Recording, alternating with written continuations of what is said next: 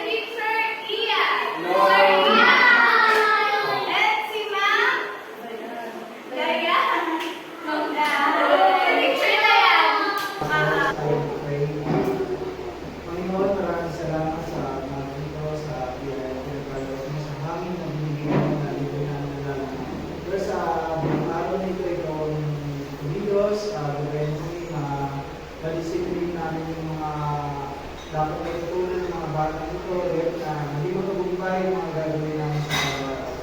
Ikaw ang matuloy na kapatulian, may matutunan yung mga bata ito hanggang sa matapos ang gagawin namin immersion.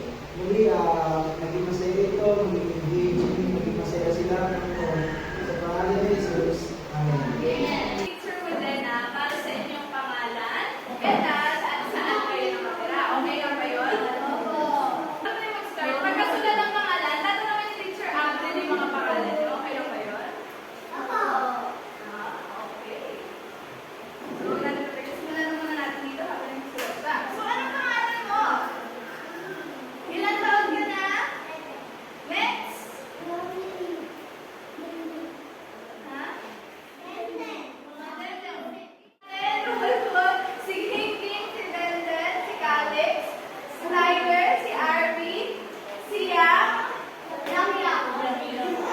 Audrey, okay, si Audrey, si Gail, si Trixie, and syempre, last but not least, si Anne. So, ready na tayo kilala niyo na kami, magkakilala na tayo Nag-toothbrush. Nag-toothbrush. Ilang beses sa isang araw? Dalawa. So, pwede na yun, no? Dapat tatlo yun, no? Tatlo, no? Sino dito nagbubugas ng kamay bago kumain? Talaga ba? Patingin ang kamay. Baka basic na basta yan. Okay, isa. So, yun yung pag-aaralan natin ngayon is kung paano mag-toothbrush, kung paano magbugas ng kamay, kung bakit importante yung sabon, bakit importante yung toothbrush at toothpaste, no? Saan ba ginagamit yung toothbrush? Sa bunganga, sa ipin, no? Pwede din sa dila. So, saan ginagamit yung sabon? Sa kamay, sa katawan? Sa ulo? Sa mukha? Okay yun, no? Pwede na yun. So, saan ginagamit ang alcohol? Sa kamay? Saan pa? Pwede sa paa kapag makape, kapag madumi, no? So, ayun, ginagamit natin yan pag may kasugat tayo para ma-disinfect yung mga sugat natin at hindi infection. So, Hi! Hello! Hep-hep? Hooray! Hooray? Hep-hep! So, palaro natin ngayon, dalawang video. So, kayo muna tayo first. Kanta. Kanta kayo dito. Punta kayo kay Teacher Rina. Ang gagawin nyo ngayon, yung mga atin nyo, dito, bibigay yung sabon, at then, brush,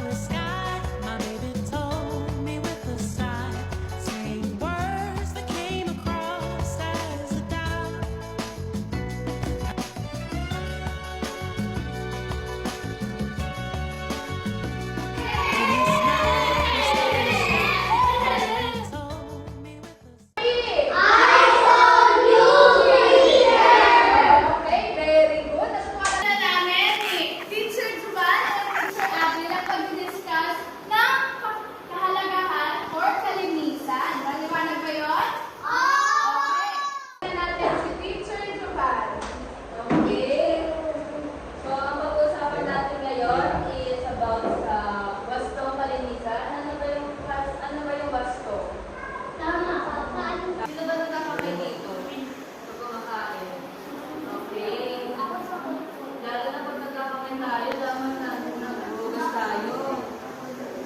Okay, kasi pwede tayo magkasakit.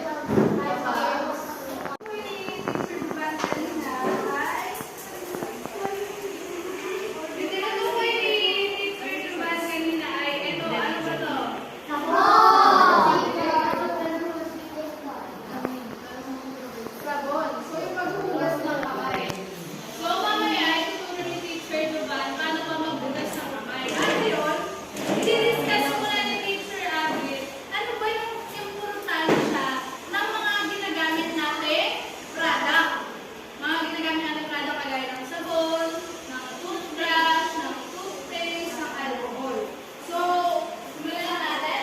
So, basahin na natin. Paghugas ng kamay upang maiwasan ang mga sakit. So, hindi lang siya ginagamit sa kamay. Pwede siya sa katawan. Bakit siya importante? Importante siya, tama, sinabi nyo, para makaiwas sa mga germs, mga sakit, at syempre, pag kumakain tayo, kailangan kasi malinis yung ating mga kamay. Ito, alam mo ba? Alcohol! So, tingin nyo, ano ba, o bakit mahalaga ang alcohol? Ha? Sabihin nyo, bakit? Para makaiwas sa germs. Tama. Ano ba? Maliwanag. Very good, very good. So, ang alcohol, sabi ka, hindi na rin sura ng alcohol. Pag walang sabon, maaari tayong gumamit ng alcohol. Pamalit sa sabon. Upang maiwasan ang maruming kamay. So, usually, kayo ba, mas pipiliin nyo ba magdala ng sabon sa labas? Pag umalis kayo? So, ang gagawin natin, pag hindi tayo makapagdala ng sabon, importante magdala tayo ng alcohol. Tama, importante magdala ng alcohol upang mapanatili natin malinis ang ating kamay. Very good. Bakit nga ba importante ang toothbrush?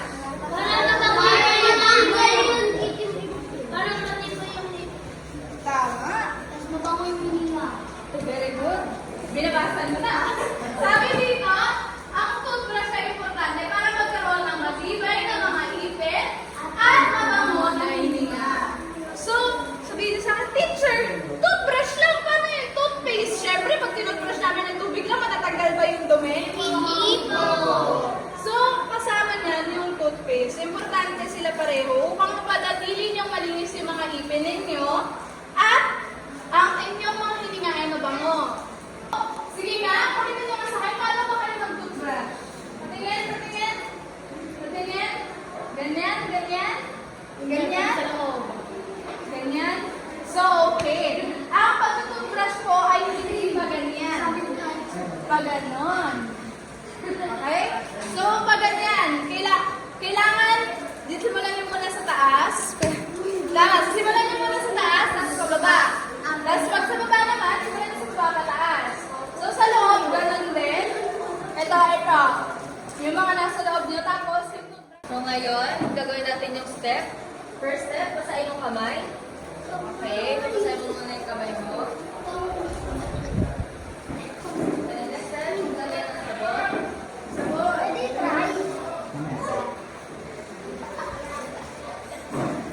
Ayan, tingnan nyo, gano'n pa lang yung sabon na nilalagay ni Teacher Duban. Next step ay kuskusin ang mga kamay. So, itong mga step na to, tingnan nyo ha. First step, teacher, paano? Yan. First step. Tingnan nyo ha. Second step. Okay. Then scrub. Third step yan. Nasa buko, nasiwingsik ng mga dumi. Yes. Kung di kayo mahilig magpit ng kamay. Yan. Next. Depende yun kung gaano karami yung kamay niyo. So kapag sobrang dumi, Saka yan o, pang-lima. Ganyan dapat. Next step, banlawan na natin. So yung pagbanlaw, at maligi rin. Tignan nyo, kailangan sure na wala ang sabon sa kahit anumang parte ng inyong kamay. Maliwanag ba? Kuha na kayo ng malinis na towel at punasan ang inyong kamay. Very good. O teacher, pakita mo sa kanila gano'ng malinis. Ayan o, tignan nyo. Malinis na o. mabango! Mabango! Mami na ba? Dapat nagkukuha rin kayo.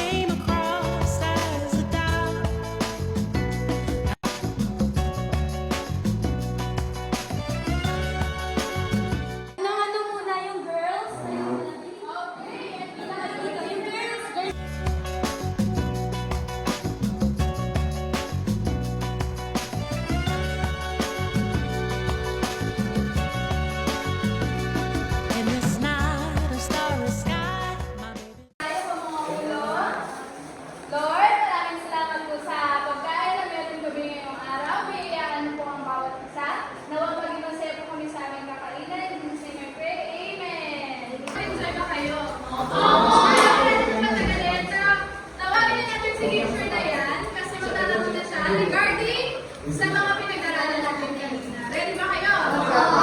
Pero matagalit, Teacher Dayan, ikaw na po. Sino natalo kanina? Dapat alam niyo sagot ko sa mga tanong ko, ah. Hep-hep! Hey! Ano yung step 2 sa paghugas ng kamay? Wait, bigyan mo na.